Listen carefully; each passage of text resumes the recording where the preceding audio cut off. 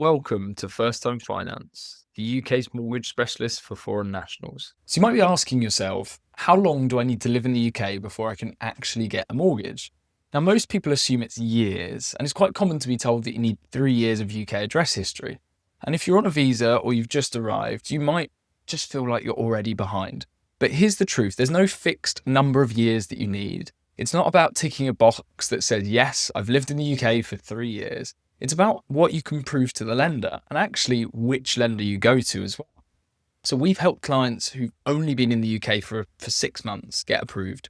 And that's, of course, without indefinite leave to remain and sometimes with a very limited UK credit history. So if you're outside of the country right now or you've literally just moved over, please don't rule yourself out because there are options available. Now, lenders are trying to answer one question, really, just to simplify this. It's how reliable is this borrower? Are they going to pay us the money back? And they use a number of different factors to get to that conclusion. One of those is your visa, another is your income, another is your deposit, and another is your credit profile. So what are they actually looking for within those? So first, an important thing is how much time you have on your visa. So some lenders want to see at least 6 months left on your visa when you apply for the mortgage. Others prefer 12 months or more. But it's not just about the time that's left. It also does matter about the amount of time that you've been in the UK already, right? So 6 months is the normal minimum, I would say. There are some lenders that have no minimum time, but it gives you a chance to have a bit of a credit footprint. And that would mean you've opened up let's say, a UK bank account, you've set up some bills in your name, maybe even you've got a basic credit card that you use. And all of those things that I've mentioned will help you to create a bit of a track record. But even if you've got no credit at all, we work with lenders that can actually assess your international financial background instead. Sometimes it does depend which country that you've come over from.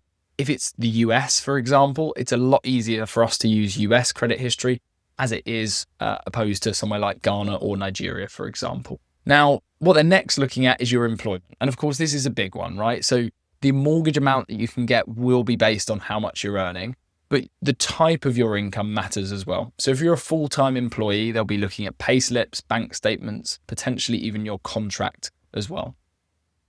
The last really important thing is your deposit. A solid deposit, and I'd say 10% is a good mark to aim for, makes things a lot easier. It is possible to do with a 5% deposit, but the interest rates are typically quite a bit more expensive. So if you aim for a 10% deposit, that is much better. I do normally say though, if it's going to take you years to save up to that 10% deposit mark, it might be worth us looking at options with the 5% deposit instead. Let me give you a quick example. So we recently worked with a client who'd been in the UK for just 9 months. She was on a skilled worker visa, had full-time employment and had saved a 10% deposit. She didn't really have any UK credit profile. She didn't have any credit cards. There was no overdraft, anything like that. We did help her to find a lender after we looked at her whole profile.